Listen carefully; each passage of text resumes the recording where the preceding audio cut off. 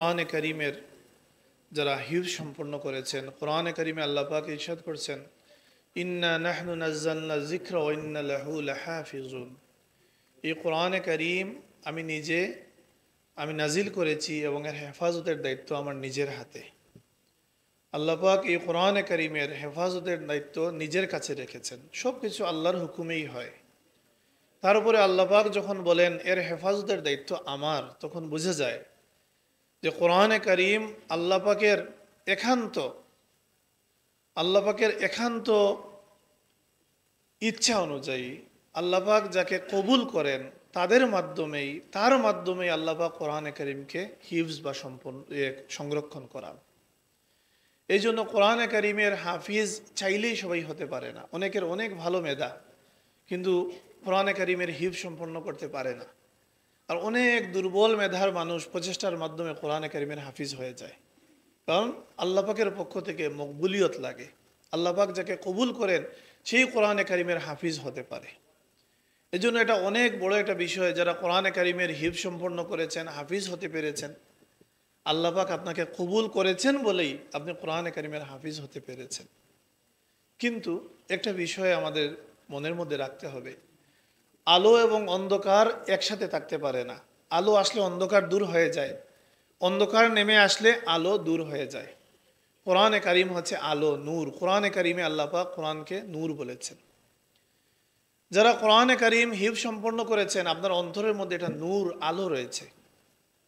আর আল্লাহ রাসূল সাল্লাল্লাহু আলাইহি ওয়াসাল্লাম ইরশাদ করছেন, হাদিস শরীফের মধ্যে আসছে, মানুষ যখন এটা গুনাহ করে তার অন্তরের মধ্যে এটা দাগ পড়ে। গুনাহ হচ্ছে অন্ধকার। এই গুনাহের মাধ্যমে মানুষের অন্তর অন্ধকারাচ্ছন্ন হয়ে যায়। কোরআনে কারীমের হিফজ আমরা করেছি, এটা দুনিয়ার কোনো গর্বের জন্য। এই কোরআনে কারীমের আলোতে দুনিয়ায় চলতে চাই এবং কিয়ামতের দিন এই কোরআনে কারীম আমাদের জন্য সুপারিশকারী হবে। সুবহানাল্লাহ। আল্লাহ রাসূল সাল্লাল্লাহু আলাইহি ওয়াসাল্লাম ইরশাদ করেছেন, ইকরাউল কুরআন ফাইন্নাহু ইয়াতি ইয়াউমাল কিয়ামাতি শাফিআন লিআসহাবি।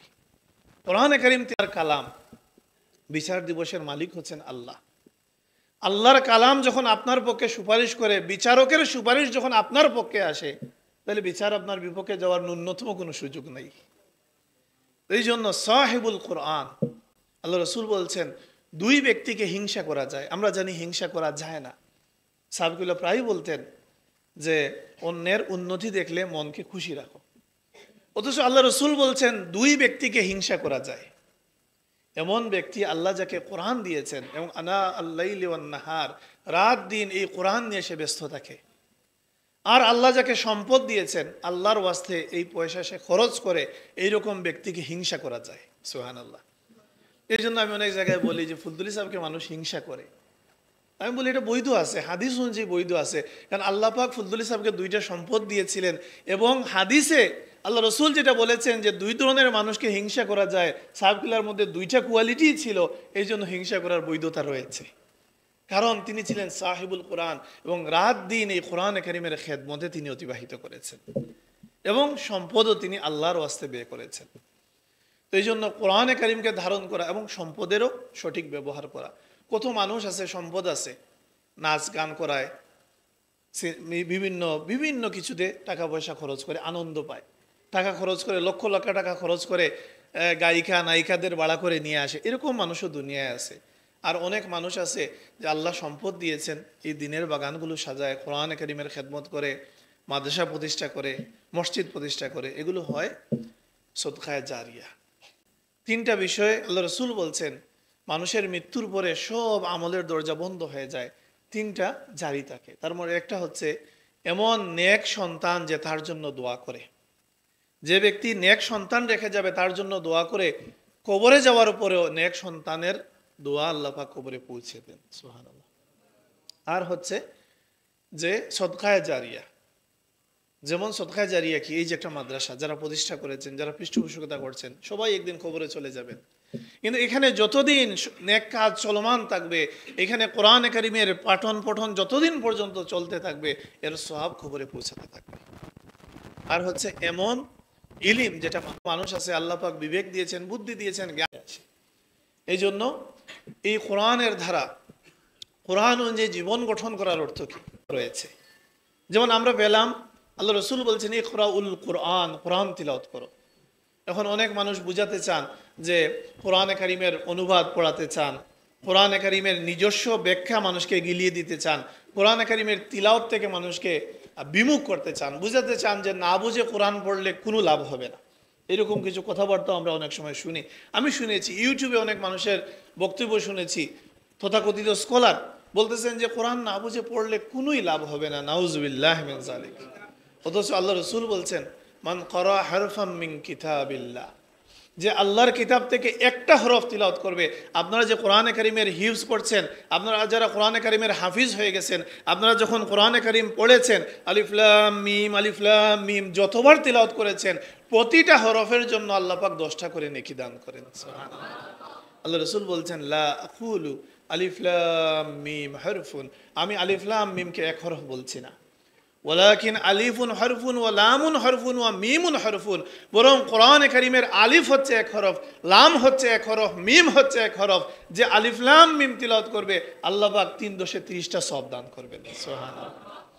এই জন্য কোরআনে কারিম তিলাওয়াত করা, কোরআনে কারিমের কোরআন অনুযায়ী জীবন গঠন করা, সেখানেও বিকৃতি আছে। একদল লোক আছে আহলে কোরআন, কোরআন মানে হাদিস মানে না, আল্লাহ রসুলের সুন্নাহ মানে না। না, আল্লাহ রসুল সাল্লাল্লাহু আলাইহি ওয়াসাল্লাম হচ্ছেন কোরআনে কারিমের জীবন্ত, কোরআনে কারিমের চলমান নিদর্শন হচ্ছেন নবী মুহাম্মদ রাসূলুল্লাহ সাল্লাল্লাহু আলাইহি ওয়াসাল্লাম। আম্মা জান আয়েশা সিদ্দিকা রাদিয়াল্লাহু তাআলা আনহাকে প্রশ্ন করা হয়েছে রাসূলুল্লাহর চরিত্র কেমন ছিল, তিনি বলছেন কানা খুলুকুহুল কোরআন, আল্লাহ রসুলের চরিত্র হচ্ছে কোরআন। সুবহানাল্লাহ।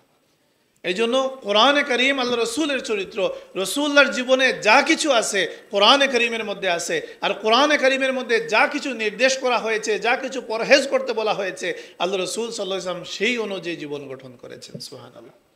তো এই জন্য আমরা সাহিবুল কোরআন হব, আমরা কোরআন অনুযায়ী জীবন গঠন করব, কোরআনে কারিম তিলাওয়াত করব এবং কোরআনে কারিমের হিফজ আমরা করব। কোরআনে কারিমের হাফিজ এটা অনেক বড় একটা নিয়ামত, এই যে হিফজ করতে পারা। আল্লাহ রসুল সাল্লাল্লাহু আলাইহি ওয়াসাল্লাম রাতে নামাজে দাঁড়াতেন, এত লম্বা কিয়াম করতেন, পা ফুলতে ফুলতে ফেটে যাওয়ার উপক্রম হইত। আমরা যারা কোরআনে কারিমের হাফিজ নই, আমরা কি এরকম কিয়াম করতে পারবো? পারলেও তো সেই স্বাদ আমরা পাবো না, এক সূরা বারবার পড়তে হবে। কিন্তু যারা কোরআনে কারিমের হাফিজ আছেন, চাইলে আপনি কোরআনে কারিম রাতে দাঁড়িয়ে কোরআনে কারিমের 2 রাকাত নামাজের মধ্যে কোরআনের খতম আপনি করতে পারবেন। এত বড় একটা নেয়ামত, এত বড় সুযোগ। তো এই জন্য যারা কোরআনে কারিমের হিফজ সম্পন্ন করেছেন, এই নিয়ামতকে ধরে রাখা, অন্ধকার অন্তরের মধ্যে জায়গা না দেয়া, অন্তরকে পরিশুদ্ধ রাখতে হবে। আর কোরআনের তিলাওয়াত ইটসেলফ জিকির। আল্লাহ রসুল বলছেন তিলাওয়াতুল কোরআন আফদালুল জিক্রে তিলাওয়াতুল কোরআন, সর্বোত্তম জিকির হচ্ছে কোরআনে কারিমের তিলাওয়াত। আর অন্তরের ময়লা পরিষ্কার হয় জিকিরের মাধ্যমে। রাসূলুল্লাহ বলছেন লিকুল্লি শাইইন সিকালা ওয়া সিকালাতুল কুলুবে যিকরুল্লাহ, সব জিনিস পরিষ্কার করার যন্ত্র আছে, আর কল পরিষ্কার করার যন্ত্র হচ্ছে আল্লাহর জিকির।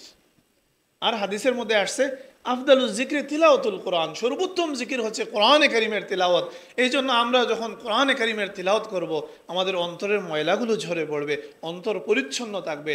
আর একটা পরিচ্ছন্ন অন্তর নিয়ে আমরা যদি আল্লাহর কাছে ফেরত যেতে পারি, কোরআনে কারিম আল্লাহ পাক বলছেন ইয়া আইয়াতুহান নাফসুল মুতমাইন্নাহ ইরজিই ইলা রাব্বিকি রাদিয়াতাম মারদিয়া ফাদখুলি ফি ইবাদি ওয়াদখুলি জান্নাতি, হে প্রশান্ত আত্মা, তোমার রবের কাছে তুমি ফেরত আসো। ইরজি ইলা রাব্বিকি রাদিয়াতাম মারদিয়া, তোমার রবের কাছে তুমি রাজাত করো, ফেরত আসো এমন অবস্থায় যে তুমি তোমার রবের উপর সন্তুষ্ট, তোমার রব তোমার উপর সন্তুষ্ট। ফাদখুলি ফি ইবাদি ওয়াদখুলি জান্নাতি, আমার বান্দাদের দলে প্রবেশ করো আর জান্নাতে চলে যাও। সুবহানাল্লাহ। কাদেরকে আহ্বান করা হচ্ছে? যাদের অন্তর পরিশুদ্ধ। তো এই জন্য এই কোরআনে কারিম আত্মশুদ্ধির অন্যতম মাধ্যম। আমরা এই কোরআনে কারিম তিলাওয়াত বেশি বেশি করবো। যারা কোরআনে কারিমের হাফিজ হয়েছেন, তিলাওয়াত যদি ভুলে যান, তিলাওয়াত যদি ছেড়ে দেন, অন্তরের মধ্যে ময়লা চলে আসবে। আর যখন ময়লা অন্ধকার চলে আসবে, আলো দূর হয়ে যাবে। তো যেই হোক, আমার কথা আমি দীর্ঘায়িত করব না। আমরা আসলে অপেক্ষা করছি, মূলত আমার ওয়ালিদ মুহতারাম আসবেন, হয়তো আমার মনে হয় খুব কাছাকাছি চলে আসছেন, বেশি দূরে থাকার কথা নয়। তো এই জন্য এই কোরআনে কারিমের এই যে হিফজখানা, এগুলো সত্যিকার অর্থেই এটা জান্নাতি পরিবেশ, যেখানে আল্লাহর কালাম সব সময় পাঠ করা হয়, তিলাওয়াত করা হয়, আমরা যারা হিফজ পড়াশোনা করছি, আমরা এই মনোবল রাখবো, হীনমন্যতায় ভুগবো না, মনোবল রাখবো যে আমি আল্লাহর কালাম। দেখেন, পড়াশোনা আমার ভাই বন্ধু অনেকেই পড়াশোনা অনেক জায়গায় করতেছে, অনেক কিছু মুখস্থ করছে, কিন্তু হয়তো এগুলো দুনিয়ায় কাজে আসবে, আখেরাতে কোনো কাজে আসবে না। কিন্তু আমার প্রতিটা হরফ, দুনিয়া আখেরাতের প্রতিটা হরফ উচ্চারণের সাথে 10টা করে সওয়াব, অন্তরের ময়লা দূর হয়ে যাচ্ছে আর কিয়ামতের জন্য জমা হচ্ছে। আর যদি আমি এটাকে ধরে রাখতে পারি সাহিবুল কোরআন হিসাবে, কিয়ামতের দিন আমার উচ্চ মর্যাদা রয়েছে। সুবহানাল্লাহ। হাদিস শরীফে আরো অনেক বর্ণনা আছে যে কোরআন কারীমের সাহিবকে বলা হবে কিয়ামতের দিন যে হে সাহিবুল কোরআন, উপর দিকে জান্নাতের উপরের দরজার দিকে উঠতে থাকো আর তিলাওয়াত করতে থাকো। যতক্ষণ তিলাওয়াত চলতে থাকবে ততক্ষণ সাহিবুল কোরআন উপরের দিকে উঠতে থাকবেন। সুবহানাল্লাহ। তো এই জন্য আমরা কোরআন কারীমকে আঁকড়ে ধরবো। আল্লাহ যেন আমাদেরকে তৌফিক দান করেন। আমিন। ওয়া আখিরু দাওয়ানা আলহামদুলিল্লাহি রাব্বিল আলামিন। আসসালামু আলাইকুম।